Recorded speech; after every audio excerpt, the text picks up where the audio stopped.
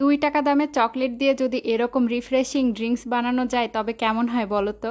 তো এটা বানানোর জন্য ফার্স্টে এখানে কয়েকটা চকলেট নিয়ে নিয়েছি। এগুলা ছিল পালস টাইপের চকলেটগুলা। পালসটা আমাদের সামনের দোকানে পাইনি, তাই এগুলাই নিয়ে এসেছি। বাট এগুলা একদম হুবহু পালসের মতনই খেতে। তো আমি চকলেটগুলা বের করে নিলাম। তারপরে এগুলা হচ্ছে এবার গুঁড়া করতে হবে। তো এখানে আমি ব্লেন্ডারের বাটিতে চকলেটগুলা সব দিয়ে দিলাম। দেন এই তো গুঁড়া করা হয়ে গেছে। তোমরা যদি এটা ট্রাই করো তবে হচ্ছে মাপ মতো বানাবা, মানে কতজন খাবে সেই হিসেবে। আমরা এখানে 2 গ্লাস বানিয়েছিলাম, তাই মোটামুটি 10টা মতো চকলেট দিয়েছি। দেন এগুলা গুঁড়া করা হয়ে গেল। আর হচ্ছে এই যে দেখো কি সুন্দর কালারটা আসছে। তো তারপরে আমি এখানে একটা গ্লাস নিয়ে নিলাম। এখানে আমি নর্মাল ওয়াটারই দিচ্ছি, তোমরা চাইলে কেউ ফ্রিজের পানিও ইউজ করতে পারো, বাট আমি পরে আইস দিব তাই নর্মালটাই দিলাম। এখন এই পানির মধ্যে আমি পাউডারটা দিয়ে দিব, মানে চকলেটের পাউডারটা মোটামুটি হচ্ছে 3-4 চামচের মতো আমি এখানে দিয়েছি। তারপরে চিনি দিয়ে দিব। চিনিটা